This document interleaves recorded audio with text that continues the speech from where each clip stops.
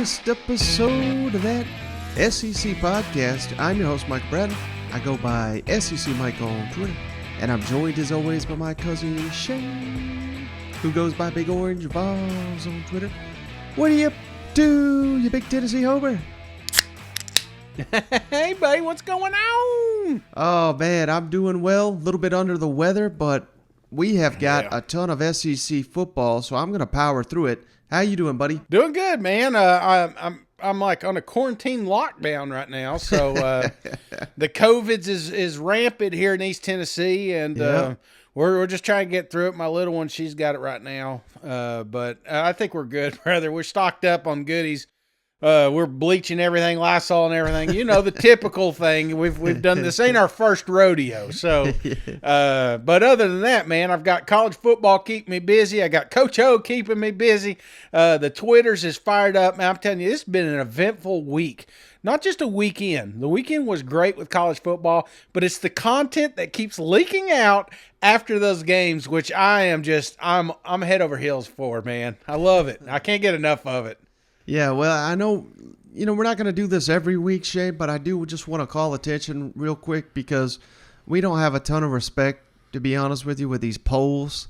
But I don't know if you saw this, Shane. The new AP poll is out, and after the SEC just dominated college football, we got 8 teams, Shane, right now from the SEC that are ranked, and we got 3 more knocking at the door. So I just want to run through this real quick.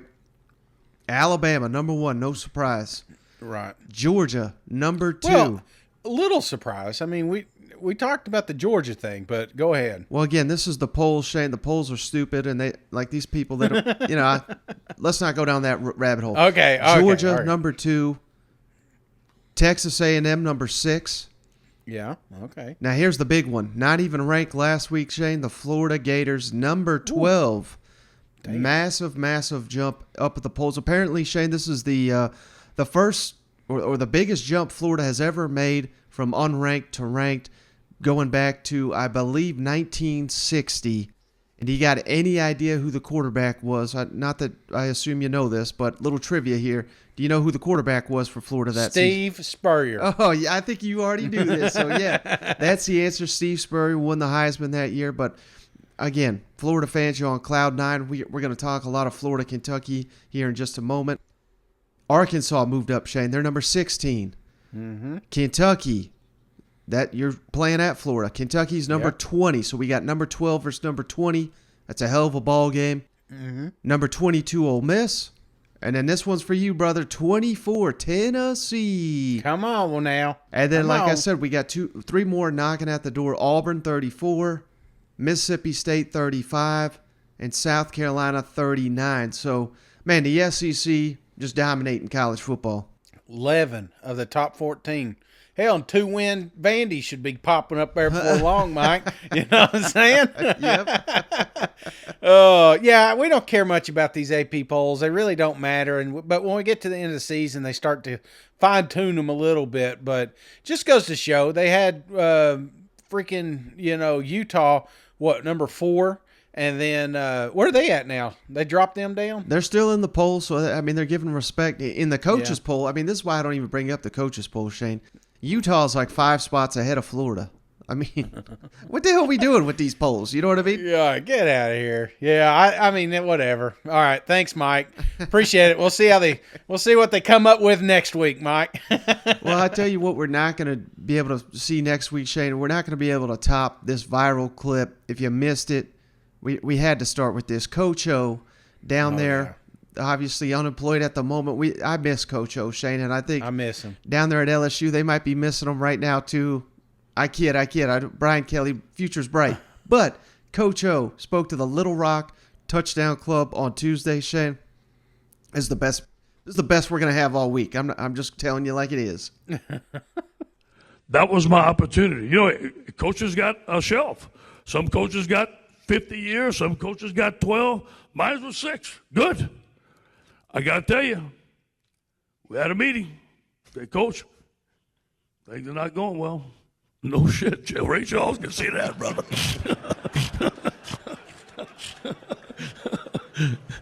And they were good. And Scott Woodward is a friend of mine today. Really, really, a lot of respect for the way they handled me. So what's next? Well, I got to tell you this, though. Say, Coach, you got $17.1 million on your contract. We're going to give it to you. I said, what time you want me to leave and what door you want me out of, brother? Shane, so, man, yeah, $17.1 billion. Where's the door? My ass is gone. You know what? That's exactly what I'd say. Yeah, wherever. You want me to dance naked on the 50? I'll do it. Whatever. That was great. Yeah, I miss him, and I wish him all the way. He talks about the shelf life. I don't think we've seen the last of Coach O. We may have seen him last head coaching, but he's still a hell of a coordinator. He's still a hell of a defensive line coach. I mean, there's going to be an opportunity that pops open. We're going to see him again. But how about this idea, Shane? I got an idea for you. Yeah. All due respect, the legend. We talked about it, Lee Corso. Maybe time for him to ride off into the sunset. How about we replace him with Coach Ed Ogeron on College Game Day? Who wouldn't sign up for that? That's a fiery pick, Mike. I like it. Putting them heads on, I can see it now, brother. And we got one more, two more. One more funny clip though here, Shane. Mike Leach. We got big ball game traveling out to Arizona. Arizona was a surprise winner week 1 over San Diego State. But Coach Leach, if you missed it, one of his players, Shane, got married. He proposed to his girlfriend there on the field Saturday night. Coach Leach asked about some marriage advice for his young receiver. Game, Chance Lovertich got engaged. I don't know if you're aware of that. But I was going to see if you had any advice for him. It sounds like I'm too late. My best advice would either make sure that the ceremony and on one hand, you'd like to do it out after the season, but no sense torturing yourself. First advice, elope. Just eliminate all the family input, aggravation, constant change of course that exists with planning weddings, and the anxiety and the pressure that almost drives people to divorce before they even start. And the second would be, if you're not going to elope, let's get it done certainly by the off week, during the off week, and you can honeymoon it up a little bit during the off week. I think would be but once you made the decision, you got to get that deal in play. The other thing, continue to make sure that you hang out with your friends and pursue all the interests and things that you did that she fell in love with, that you fell in love with, so that, because there's nothing worse than two people that get married that try to act all domesticated because they think that's how married couples and old people behave. It's the most bogus, boring stuff ever, and it's very disturbing. So hopefully they don't resort to that or stoop to that or vicariously just gravitate that direction because others do. All right, Jay. So there we got it from Coach Leach. This is not the first time he's given marriage advice. There was a clip years back at Washington State, but he's sticking with his love advice here down at Mississippi State. Mike, and again, to piggyback off what he said, if you want to get proposed to during fall and football, that is fine. It's the marriages is the problem because that's where you run into picking a Saturday, and then that's what I was telling my wife. We sometimes we get in a heated argument over football, and it's like, honey, it's not all year long. I'm asking for like 3 months. She's like, well, you pod all the time. Well, yeah, we pod, but we don't actually talk about football.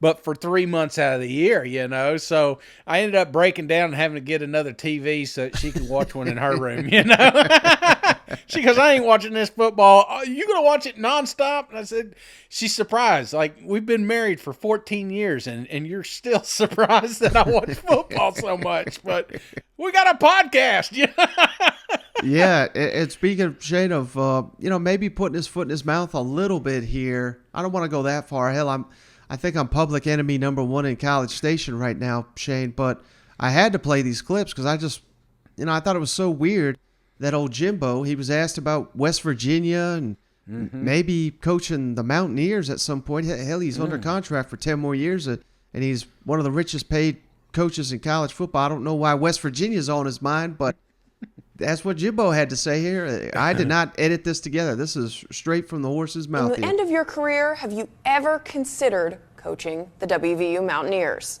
You don't ever say never in this business, and home is home. West Virginia is always dear to my heart. I love them and always have, always rooted for them my whole life. And you never say never in this business where it takes you. I'm happy where I'm at and I love where I'm at, but home is home. All right, Shade. So, hey, sometimes we give these coaches crap for not telling the truth. Yeah. So maybe I need to give him a little bit of a break here. Maybe he's just being honest, but it's weird, don't you think, to see a coach chasing a national championship, chasing so much goals there in College Station, and I don't want to say he's eyeing his next job, but he's talking about other jobs. Could you imagine Nick Saban talking about this? No, I can't. But again, we're taking like one clip out. The guy, he was asked if he would ever see himself coaching there. I mean, we don't know what the future. You keep playing like you did against Sam Houston, there's going to be an opportunity to be West Virginia head coach. I'm just telling you right now. That's not what Jimbo wants. Jimbo wants to win national championships and be considered, again, one of the greatest coaches in college football history. But if the last chapter includes him going to his alma mater to coach some pigskin, then why not? I think this would be me. This is if I got the opportunity to coach at, of course I think Tennessee's an elite program, but let's just say the NFL. I got an offer and I'm head coach of Pittsburgh for 20 years. And then they said, Shane, at the tail end of this, do you ever see yourself at Tennessee? Well, I'd still like to win Super Bowls. But, I understand, just like Coach O said earlier, there's a shelf life. And at the end of that thing, if I got an opportunity to coach at Tennessee, then absolutely I'd take that advantage. So I'm not going to harp on Jimbo too much here. This is just him. This is him being real. And again, that's far and few between with these SEC coaches, in my opinion. But all right, Shane, hey, man, we have got a number of games here to preview, some really terrific matchups, including 2 SEC showdowns and coach comments from all these guys. So you ready to talk some Kentucky, Florida? Let's do it, baby. Well, let's start in Lexington, Shane, because all of a sudden, I don't want to say everybody, because, hell, I've been pumping up Florida, but this was your pick, number 2 in the East. This was the official media pick. Number 2 in the East, the Kentucky Wildcats started a little slow against Miami, but you finished strong. And all of a sudden, Shane, I think the vast majority of the country is going to be picking Florida to win at home over Kentucky. And I got to be honest, Shane, I think Mark Stoops and company, that is exactly where you want to be discounted once again. Florida on the rise. Florida going to win national championship. Lowly Kentucky. Maybe they make the Music City Bowl. That's probably all over the locker room up there. I've already seen one analyst predict Florida to just destroy Kentucky. I believe that was on the Paul Feinbaum show here on Tuesday. But I don't know. What's your thoughts on that, Shane? Kentucky, is this at least mentally right where they got the Florida Gators, right where they want them? Yeah, I really do. And Florida is the sexy pick right now. Let's not lose the fact that we just bashed the AP poll. What if they're wrong on Utah? I mean, has anybody ever? Obviously they're not the number 4 team in the country, or they wouldn't get beat by an unranked Florida Gators. So the AP poll, it's like, do we? How much validity do we put into this poll? And then again, you won at the very end, last second play. So it was a tough fought ball game, both sides of the ball. They gave anything. They gave it all. There was no breaks. You know who took breaks last week? Kentucky. And I'm not saying it cost them a game, but they were a sluggish start. They worked out some of their problems, but once they got going, man, they were unstoppable. And I think not having the game come down to the very end of the wire and that emotional drain that you just upset a number 4 team, I think that is perfect for Kentucky. Did they make mistakes week 1? Absolutely, but they were working on them. And in Florida Gators, you ask any Gator fan right now, majority of them are overlooking Kentucky. This is a program they're not expecting to lose to. Now, let me ask you this, though, Shane, because it certainly seemed in the opener that Kentucky, they had a little bit of issue with the offensive line. You know, their run totals were not great, although you got to, in college, you know, we factor in the sacks. There was 4 sacks, I believe, of Will Levis, a lot of them on third and long. So it was like critical, obvious passing situations, and Levis was under pressure, getting hit. But you know, it's troubling because Chris Rodriguez looks like no official word. We'll get to what Mark Stoops had to say, but he's out. Ramon Jefferson, they brought in this transfer running back. He's out for several weeks. Jatuan McClain, another guy they were counting at running back, he's week to week. He got banged up in the opener. So all of a sudden, your depth at running back is going to be tested. Yet, what we saw from that Florida-Utah game, Utah really... And this is what we knew about Florida coming into the season. Their defensive line was thin and lacking, you know, a player or two here, but the defensive tackle position in particular, very thin and lacking marquee talent that the Florida Gators are used to. Yet Utah was able to take advantage of that. Kentucky has got to take advantage of that, but they're almost like between a rock and a hard place because, hell, they got any running backs here, and the offensive line was struggling against Miami of Ohio, so I say all that, Shane, to say this, pose this question to you. Do you try to establish that run like Utah did, which they were having a ton of success in the second half, or do you rely on Will Levis, who is obviously the star of your team, but surrounded outside of Robinson, the transfer, a lot of youth at receiver for Kentucky, and they really got those guys going in the opener. Maybe that was the plan where, hey, we got to get these guys ready for Gainesville. But it's going to be very interesting to me to see how Kentucky tries to attack Florida because there's many different ways to go about it. Well, I think it seems like you say this about every game, but it's about establishing the run, in my opinion here. Florida looked fantastic last week with the rushing attack. Kentucky didn't.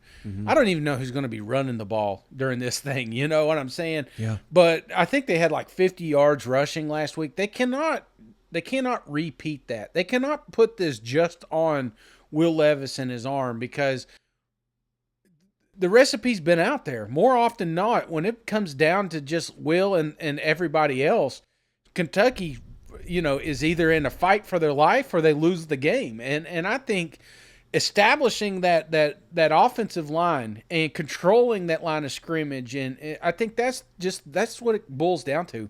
It's going to come down to that rushing attack, something that Kentucky needs to get better at, and something Florida needs to continue to do. How does that go into the next week? I don't know, Mike. I mean, one thing I will say is nothing against Utah, but I think that Kentucky defensive front is going to be a little bit tougher to run against. Yep. You know, the tape is out. I mean, everybody knows exactly what Anthony Richardson is capable of. So I'm sure that's been the emphasis all week is quarterback containment.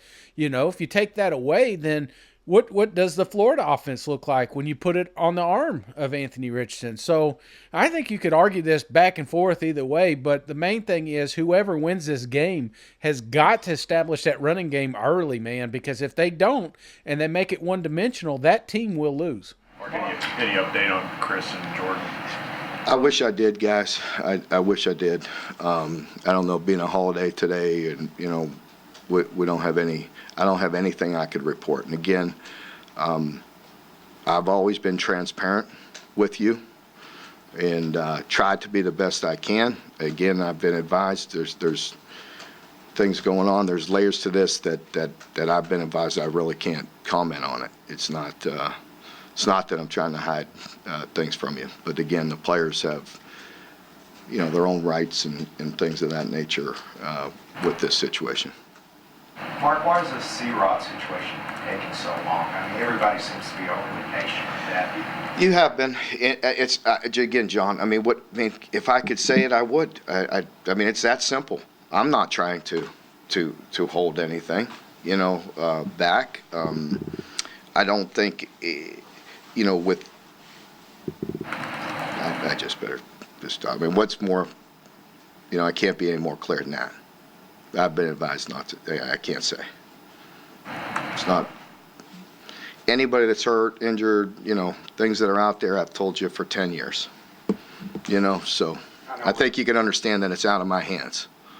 Mark, what were some of your big takeaways watching that Florida-Utah game? Both teams are good football teams, and Florida is more physical. They to me, their offensive line really played well, and you could see that improvement and the commitment to being a tough physical unit. They always have great guys on the perimeter and skilled players, and Anthony, just a very good football player. That I guess you could just hit that on repeat when we get into the league, because you say they're going to say that pretty good, but that's the way it is. And then defensively, Florida, they have three of the four on the back end returning very good football players, guys with a lot of experience. Trey Dean, their free safety, has played. I can't believe he's still playing, but no, he's only a fifth-year guy, but he's a good player. I remember recruiting him out of high school, and just a very good player, very experienced, very solid, and got great length. So they have a good group back there, and their nickel has quite a bit of experience as well. So that group is very good and very talented. I think we all understand we need to run the ball more efficiently. It wasn't awful.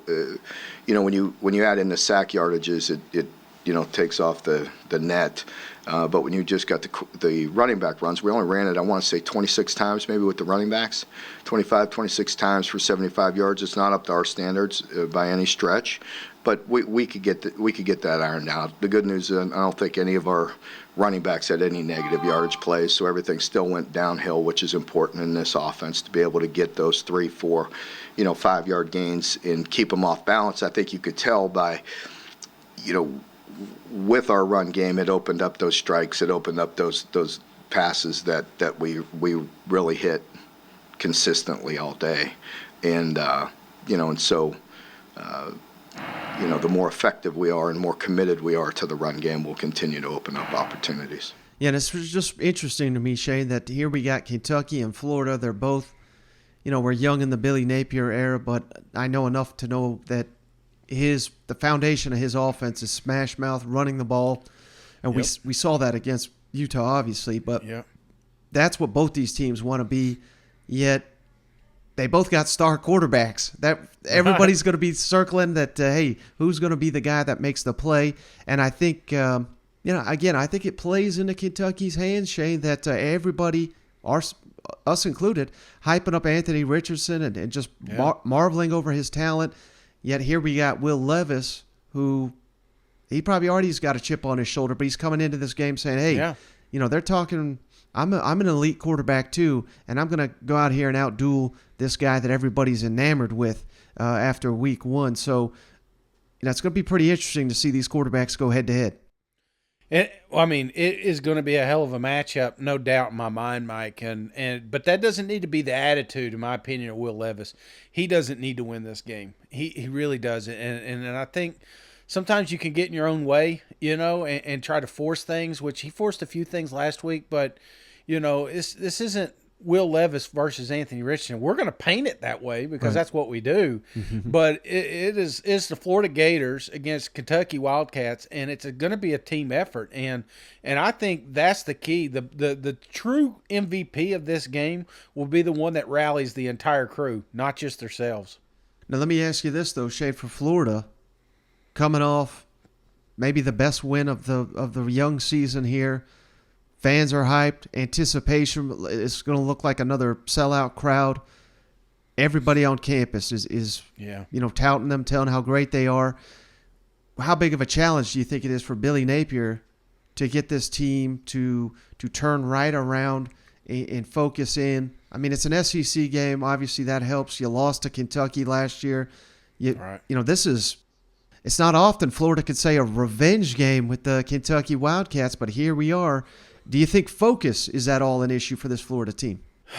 How can it not be, man? There's still highlights coming out from that game. There's still, different angles of that last play, and I mean they're just relishing it all, and they should. This was a huge upset. This was a great win for the Florida Gators.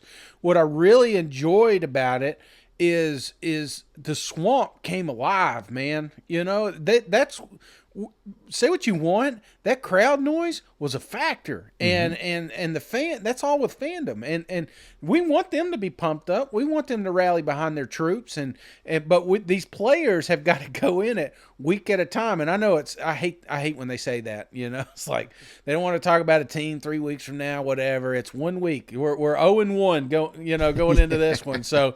But that's really the mentality that Florida has to happen, but my only concern is senior leadership. This is when the coaches can. I mean, Napier's been here before. The coaches staff has been here before. These Florida Gators, a lot of these players haven't. And they're going to need somebody from inside that locker room, whether it be Anthony Richardson or some other seniority, come up and step up and say, hey, that was last week. We got to flush this shit. It's a new ball game. It's a new week, and we can't drag ass. You know what I'm saying? Because a lot of times you see some of these teams, they get hung over, whether they get upset or something, and it carries over to the final week. There's been a lot that pull off the upset. Prime example, Pitt. At Tennessee, they just, they had that big game against Tennessee, and then they dropped some cupcake team, and they beat Clemson, and they drop another one. It's a theme up there. It happens to other programs. Florida cannot get too high. They need to just, I know it's easier said than done, but they're going to need somebody in that locker room to just grab everybody by the reins and say, hey, we got to do this. It's a new week. Get that one's over. 24-hour rule, that's long gone. We're on to Kentucky. Ooh, I love his fire from Cousin Shane. Oh, I love it, man, because this is such a big game. This is a pivotal matchup in the SEC East, and it has been for the last few years. And Kentucky had their number last year. Florida had it. But it's a fun game to watch. But it's also a true testament to how the East plays out. Is Florida legit? I don't know. Is Kentucky a bust? We don't know. Because we're basing it off of Utah, which we think was overrated. And we're a freaking I don't even know that it doesn't matter who the hell Kentucky played last week, because that's what we can't base it off. But we can base it off this game. We can base the SEC off these two matchups. So I'm pumped up for it, man. How can you not be? That too. You got young guys who, that was an exhilarating experience. Yeah, no, I'm hopeful we have a lot of those, right? But, I think you're right. I think that's a big question. Is like, how is this group of players and this staff going to handle everybody patting them on the back for the next week? And I think that it's one of the things about the University of Florida. You're in a state with 21 million people. You got a huge alumni network. You got unbelievable passion, right? So when it's good, and when it's bad, right? So learning how to navigate that, ignore some of the subjective opinions, and really call it what it is, call a spade a spade. So I think the sense I got from our team is that they know they can do much better. This has been an offensive line that's been considered a finesse offensive line for years. Would you talk about the toughness he brings and the toughness you saw from your offensive line? Yeah, no, I think that's one of the areas where we played the way we want to play. I thought that group showed, that's kind of who we want to be. That's the brand of football that we played in the past. We invest in that area. We have 2 offensive line coaches. We put a premium on line of scrimmage play. That's a developmental position. But certainly Osiris, he rose to the occasion. I think we've always felt that Osiris was one of the better players out there, and he showed it. He was one of our players of the game. And I think that his comfort with the system, right, his comfort with the routine, I think that rubs off on that group a little bit. But Coach Stapleton and Coach Sell are really good at what they do in that group. I think there's a lot of room for improvement there. But we're getting closer to the identity that we want that group to have. So many facets in building a program. Winning is minor, but yet major, right? What does it win like that, and maybe even a game like this? What can that do to maybe jumpstart, Yeah. fast track the big picture of what you're trying to do? Well, I mean, I think it helps, when you're new and you're doing things a different way and you're trying to establish trust and you're trying to connect with people, I think that it's important that they see progress, right? They taste a little bit. And I think this was our first opportunity to take some of these things that we've been doing. We've been working for 8 months, right? And then you got to go play a game. If, there's no preseason games. There's no you don't get to go scrimmage another team. So the player experiences, oh man, some of these things that we've learned are working. This may have a chance here. They may, there's always a little bit of doubt until they see, okay, hey, maybe we got a chance here. So, I mean, I think early on in your tenure, you're always looking for these type of opportunities. And it ain't over, just so we all understand that, right? So, I mean, we found a way to win that game, but, I think each week is going to present a new set of challenges, and each week will be much the same. We got one other SEC matchup, Shane. Very much looking forward to this showdown. South Carolina at Arkansas. A lot on the line for both of these teams. South Carolina trying to prove they're legit. Arkansas trying to prove that they belong among the SEC elite. And, man, with what we saw in the opener, I got to be honest, Shane, I was a little bit disappointed with both these teams. But again, we don't want to overreact, but might sound kind of weird, but I kind of like it when teams struggle and they win the ball game, because I think that builds character, and that just you need that if you're a good team. There ain't bad teams in the SEC that play average and win the game. You got to be a hell of a good team to struggle and come out, and it's not like they barely won.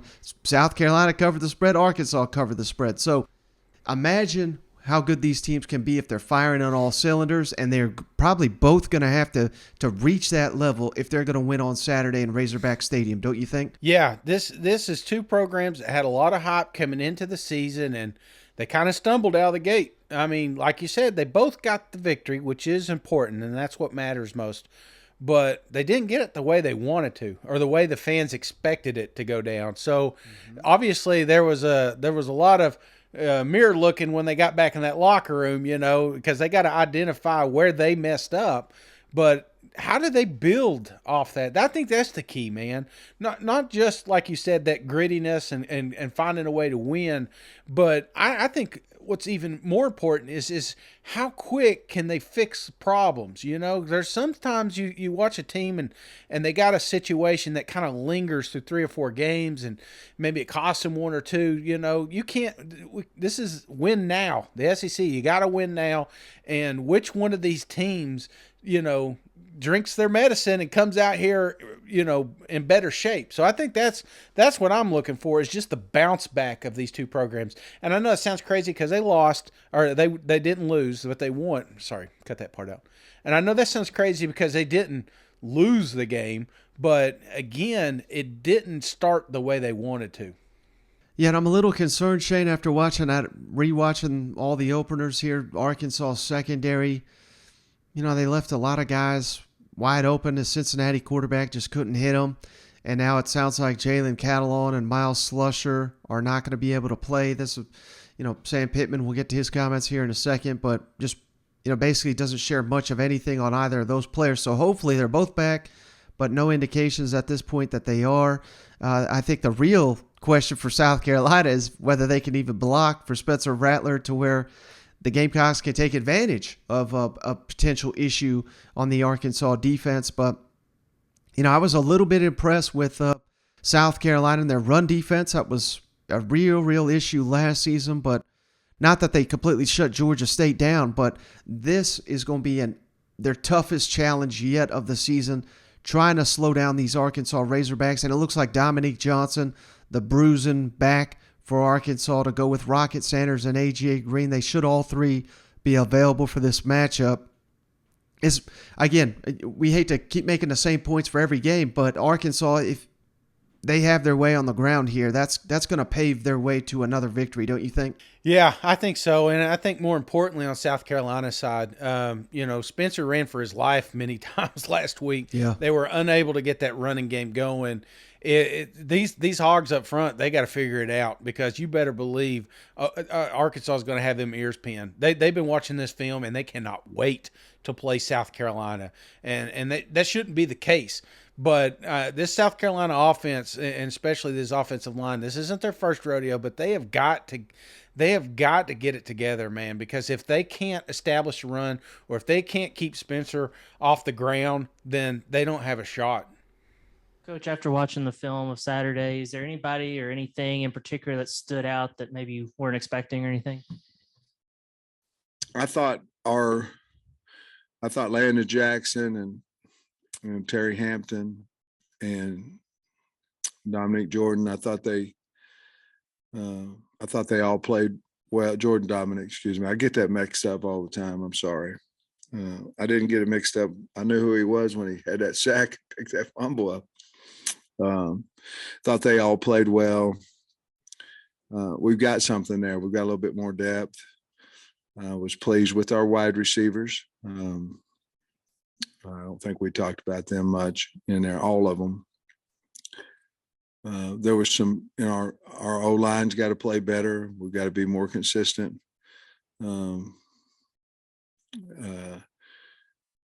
With our reads and different things on offense. Defensively, we've got to play better in the secondary. But all those things, none of it was we're not playing hard.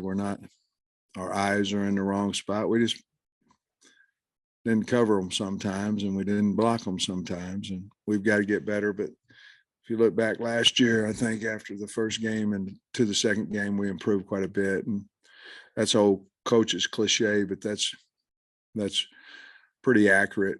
You should improve more in the second week. That really, you get game tape, you get live action, and so we look for a lot of improvement out of our team.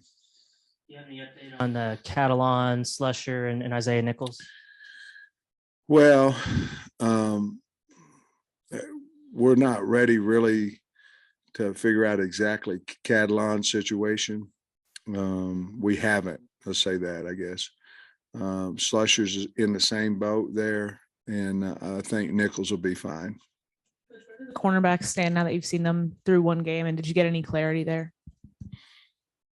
Well, we have a lot of work to do.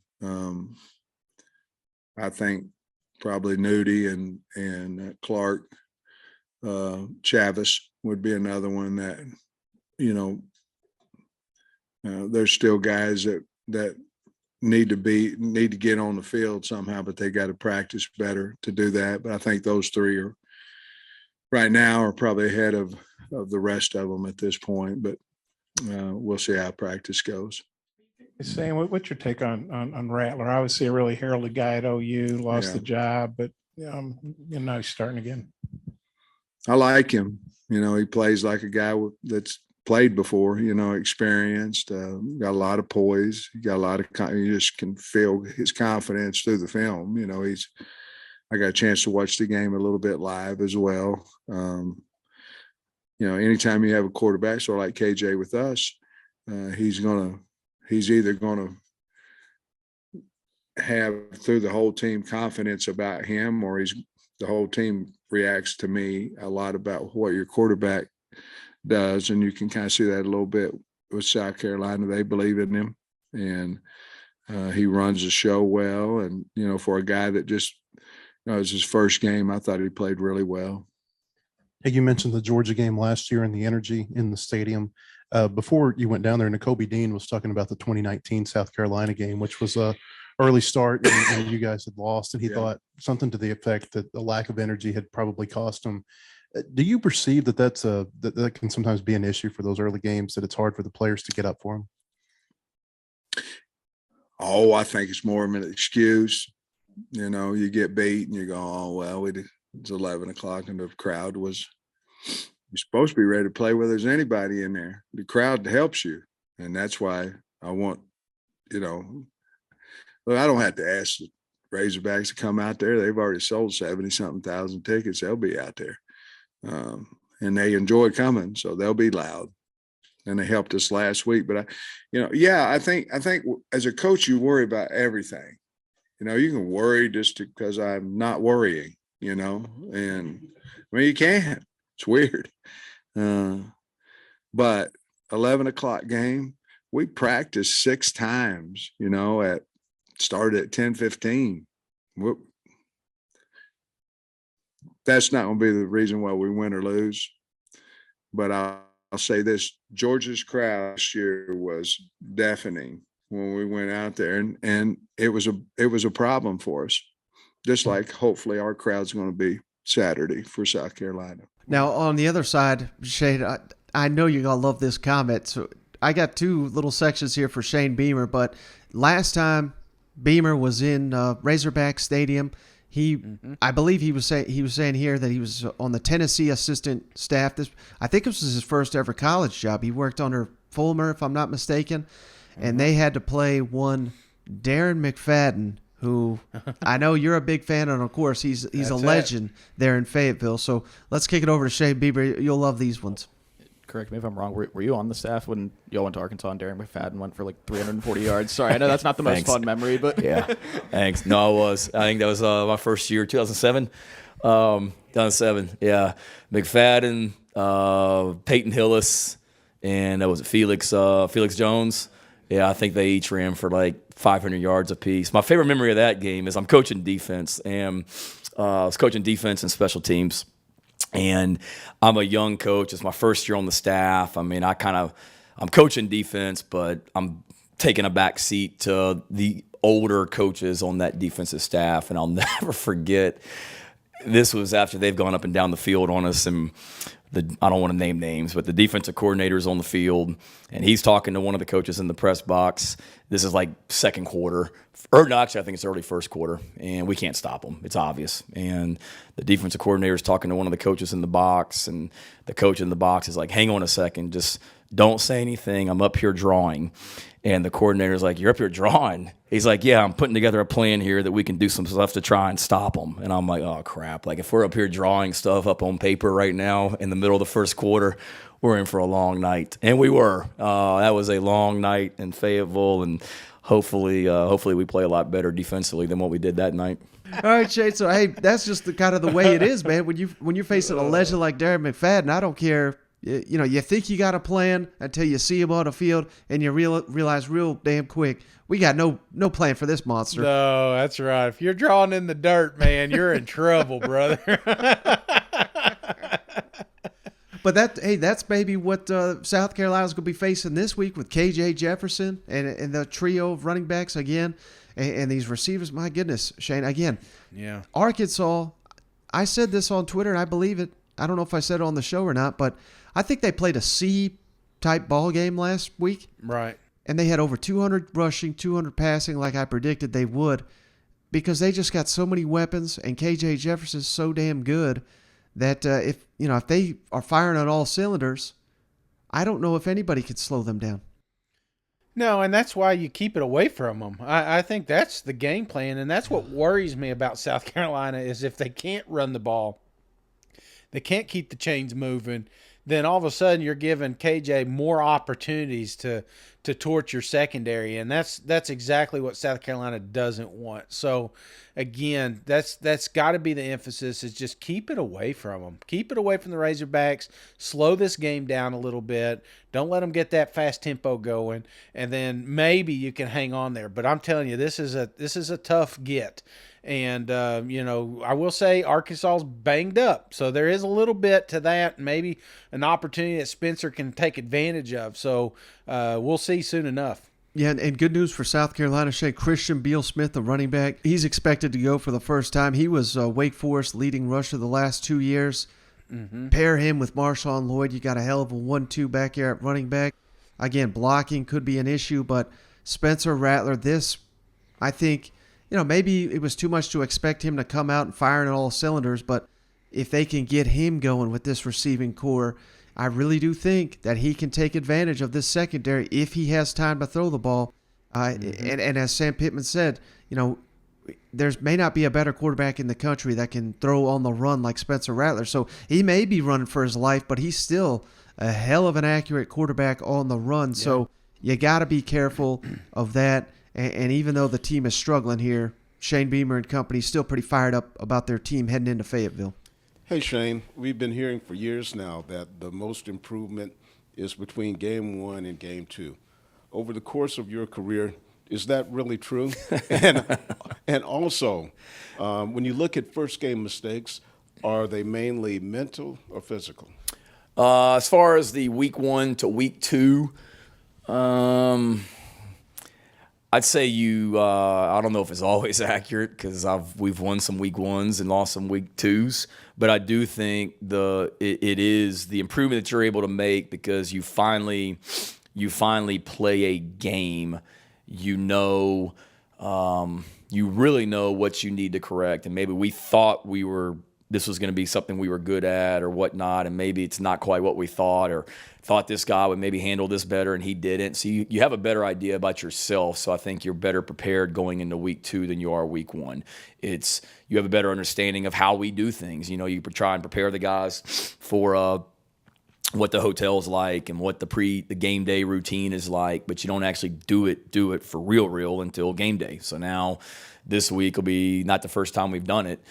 First time we've done it on a road. So you just have a better understanding from that standpoint, week 1 to week 2. And we will be better than what we were last week, but we won't be as good as we hope to be. I mean, we're constantly improving on this 12 guaranteed game opportunity, and this is the next step. And then as far as the mental and physical, hey Shane, have you seen a heightened sense of urgency from the guys since SEC play is starting this week? And then also, how confident are you in Nick that he'll be able to step up if RJ is unable to go at safety? Yeah, I think automatically there's going to be a heightened sense of urgency. There better be. I mean, we're into SEC play here pretty quick.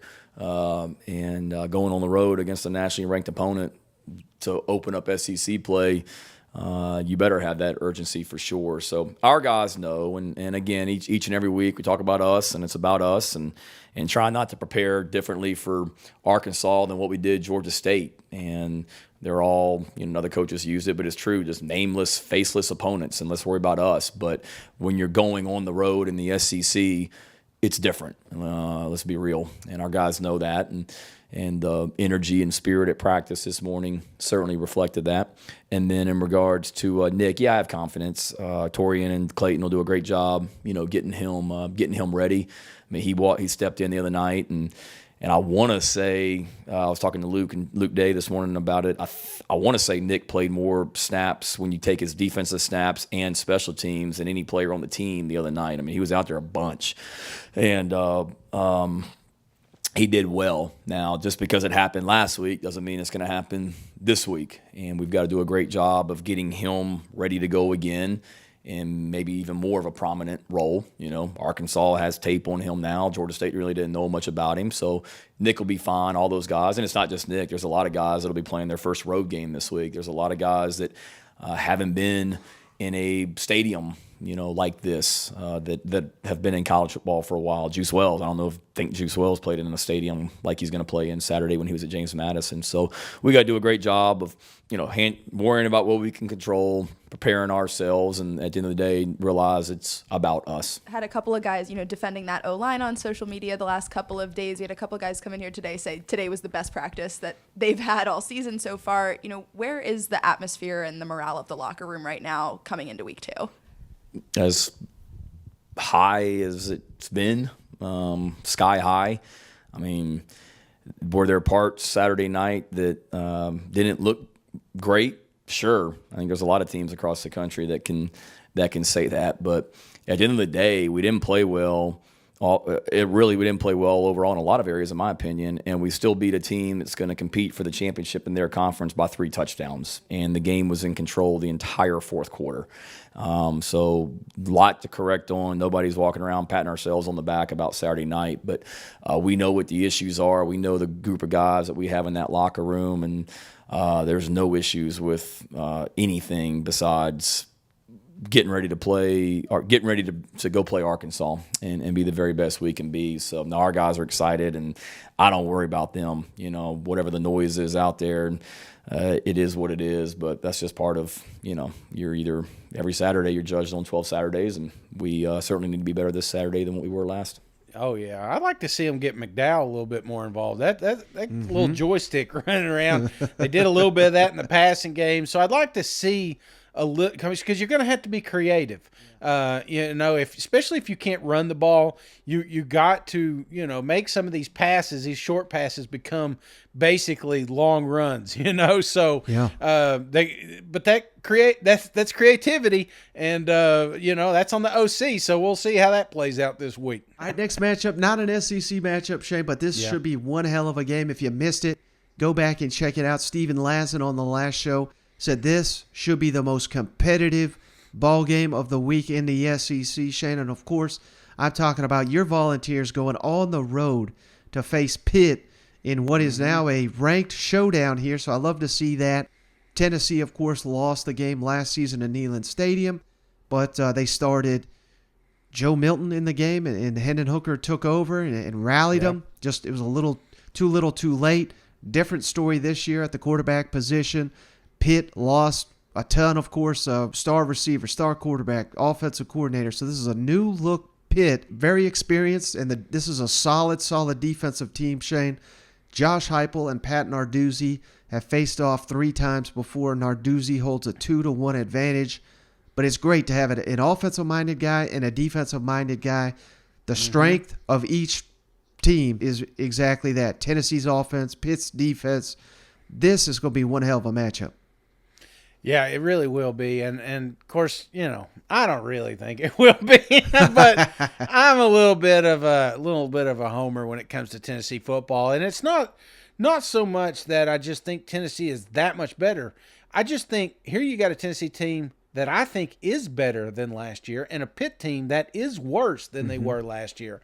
So I'm just putting those two together, and it's letting me know that this should not be a close ball game like it was last year. But I've been wrong. The one thing that I am worried about is the pressure. We didn't get to see a lot of it with Ball State, obviously, because that's who it was. But Pitt is going to pin their ears back. They're going to try to get pressure on Hooker. He wasn't required to run as much, and he didn't. Will he have to do that this week? And so there is a little bit of that concern going into Pitt week here. But, all in all, I think I'm playing with house money as a Tennessee Volunteer fan. So I think we got this one, and I'm not going to give my score away just yet. But I am not too worried about Pitt. Right, and last year, of course, it turned into a little bit of a shootout with Hendon Hooker and the Pitt quarterback. I've already forgotten his damn name, but he's the Steelers quarterback. Kenny Pickett was his name. Kenny Manning. Yeah, exactly. Peyton, I forgot Peyton's best friend Peyton's up there. nephew, yeah. But, you got to feel a lot more confident, Shane, if this matchup turns into a shootout because they got Keaton Slovis, who I hear he's good things about him, but he ain't going to be no Heisman finalist and a first-round pick. Basically what I'm trying to say here, I'm stumbling through it, but Tennessee's got a major advantage at this game's most important position, which has also got to give you more confidence heading into this important matchup. Absolutely, and there was a few things that Tennessee needed to work on going into this week, and I hope they've addressed that. I'm sure they have.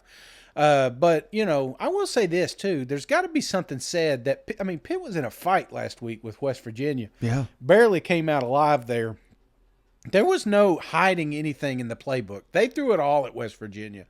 Here's Tennessee, though. They didn't have to show anything. Very, very, very vanilla. We got Milton in there. We got plenty of reps with other guys in there. So I think there's, a little bit of an advantage for Tennessee given the fact that they didn't fight for their life, and it gives them more time and less film study for Pitt. Less film you put out there, less they can study. So I think there's an added benefit there as well. But again, this is a tougher test than Ball State. So you can't come in just thinking you're going to steamroll a team, because if you come in too confident, like Shane is, then you may get your ass beat. You may get your teeth knocked in, So there's a fine line, and I hope that Heupel and crew, discover it, because, I was speaking high on Tennessee last year. There was no reason we shouldn't beat Pitt, and then we walked away from the game.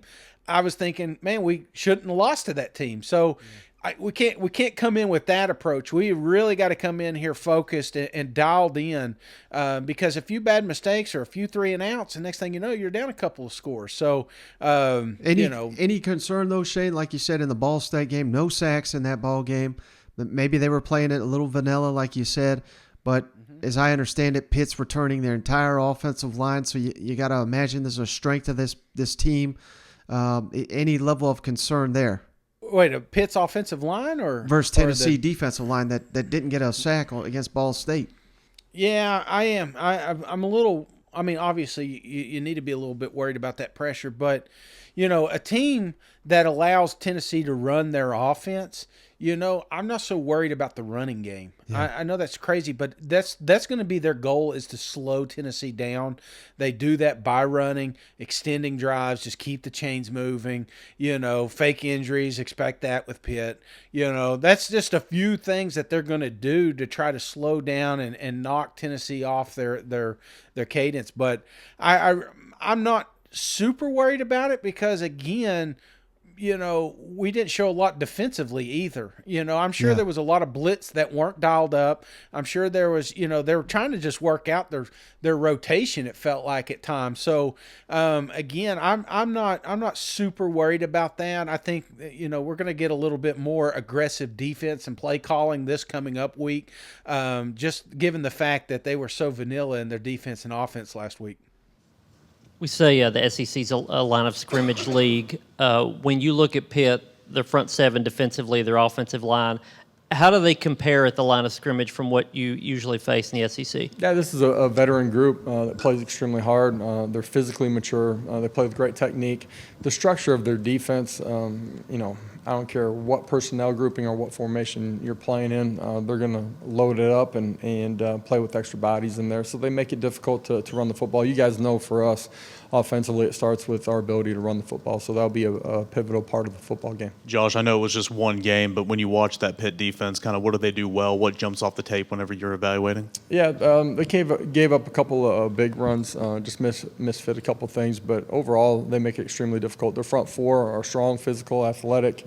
Their ability to get to the quarterback on normal downs, but then on third downs too, where they'll try to scheme you up.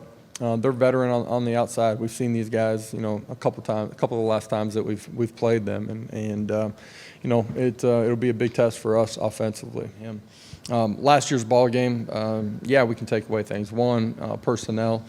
Some of the guys are different, but some of them are the same, so you have a better understanding of who they are against some of our personnel.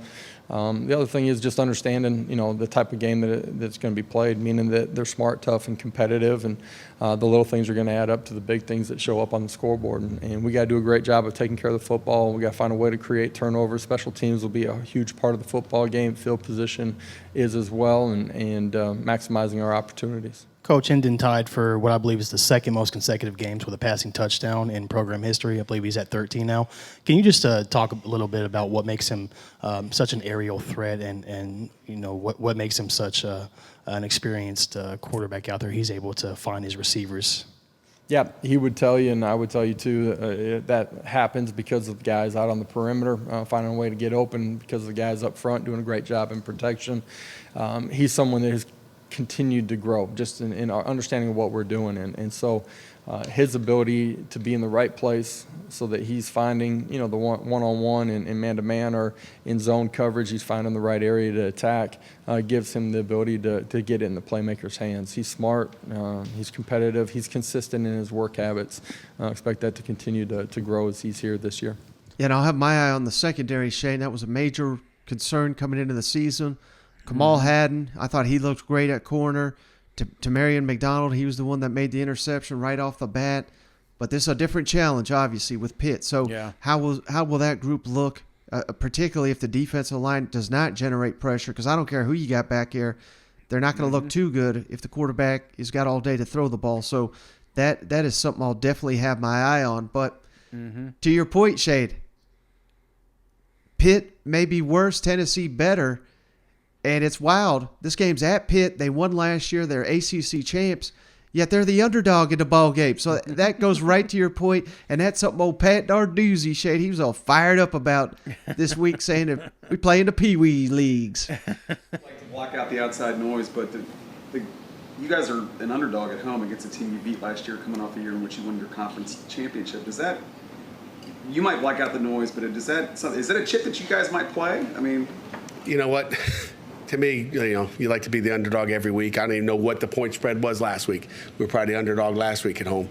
I know our crowd was the underdog for sure going into that game. But it is what it is. It's a good football team coming in here. I mean, you heard all summer about the SEC, and there's only really 2 Power 5 conferences in the country: the SEC and the Big Ten.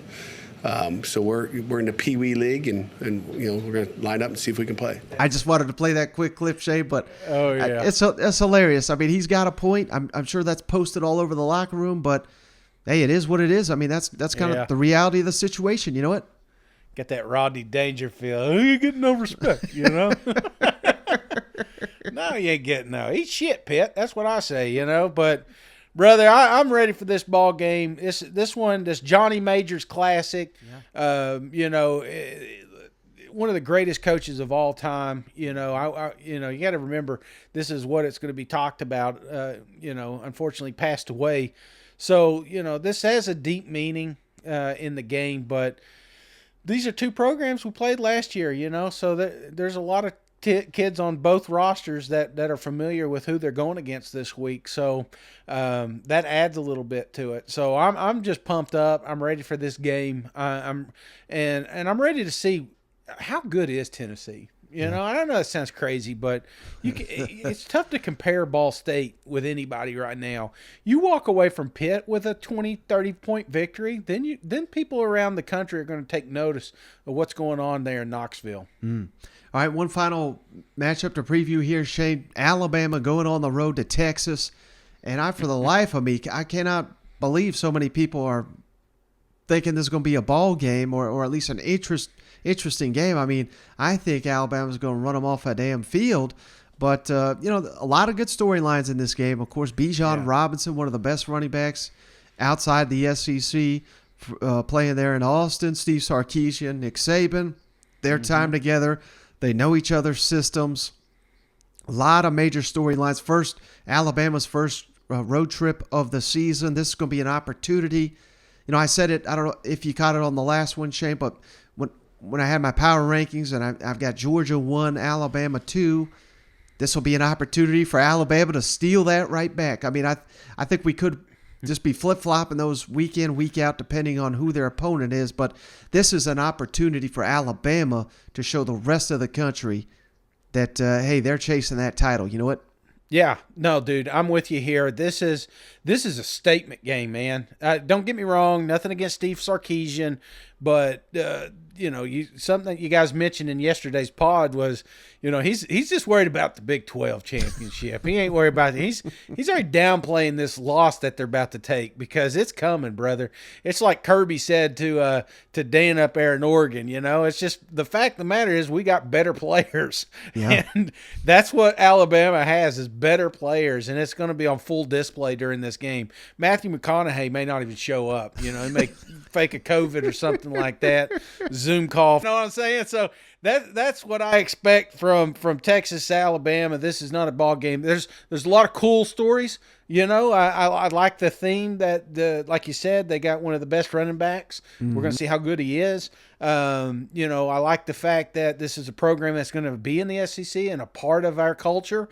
And I'm just looking forward to it. It's going to be a hell of a matchup. So I just don't think it's going to be that good of a game. What are some of the communication challenges that come with playing on the road and a lot of crowd noise, and what's the best way to prepare for those in practice? Well, it's the same that we've always done. I mean, we try to go on silent sometimes. We try to go on a clap sometimes. Can't really use a cadence in those kind of situations. So that's what you practice. We usually have some noise practices when we're playing on the road, which we will at some point in time this week, later in the week. But it's always a challenge, especially on offense.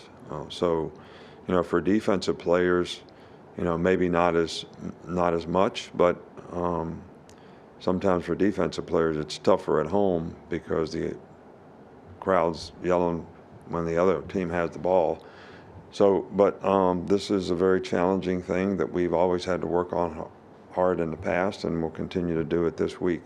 You mentioned Bijan Robinson, their running back. Just what stands out to you about him, not only as a runner but as a receiver too? He's can do everything. He's got speed, he's got power, he's got very instinctive runner, sets up his blockers well, has a burst, and he's got great hands, good receiver. They use him a lot in the passing game. So this guy is as good an all-around back as there probably is in the country, or he's certainly one of the best of all the guys in the country, and his production really sort of shows that. Every preparation is different for each game, but an 11 o'clock kick against a coach that knows a defense like yours well, how do you adjust to that going into this week? Well, we seem to play several teams now that kind of know us, but you act like we don't know them. So just because somebody knows you when they play you, it doesn't mean they're going to beat you. And just because you know them when you play them doesn't mean you're going to beat them either. It kind of comes down to how you execute. But, to think we're going to go change a lot of things that we do that our players know how to do, that they do well, that they have confidence in, I don't think that's the answer when it comes to getting execution and having confidence in how you have to adjust and what you need to do. What is it that makes Coach Sarkisian a good play caller? Well, I think he's a very bright guy. He's very well organized. Did an outstanding job when he was here. He's got a good system. He understands defense. He likes to see what you're in if he can, so that he can, run a play that's going to be an effective play against that particular look, or give his players the best chance to be successful. And I think all those things and a combination of those things and good preparation, make you a very, very good play caller. So he has a really good understanding of defense. He has a really good understanding of what he wants to do on offense against certain things on defense. And he tries to implement those in the game, whether it's formationally, using motions, adjustments, eye candy, whatever you want to call it, to sort of get the look that he'd like to have and then run that particular play against it. Yeah, I mean, we got to remember, it wasn't that long ago. It was just last season. Texas lost to Kansas. But if Steve Sarkisian is as good a play caller as everyone says he is, Shane, he'll find a way to minimize the fact that his offensive line cannot block Alabama's group up front. They're going to have to get that ball out quick. They're going to have to run the ball. I got no faith in them to actually do it. Has Arch Manning signed any paperwork yet? Not to my knowledge. He may have a chance to come back over with to join the dark side. You know what I'm saying? Like, you sure you want to be here? All right, brother. Well, that's all I got on this episode. You got anything before we end this one? No, man. I'm ready. I hope you feel better, brother. Thanks for everybody hanging out with us. It was a wild weekend. A lot of comments. Saw a lot of koozies at the games. I'd like to see some more. My camera just died, so again, we're still not put four quarters together in this thing, But I will say, Mike, it's been a fantastic run, and I look forward to this weekend. Absolutely, brother. Well, I appreciate you. As always, I appreciate each and every one of you for continuing to show up. We'll catch you on the next one. All right. See you guys. Go Vols. Sweet Caroline. Eat shit, Pitt.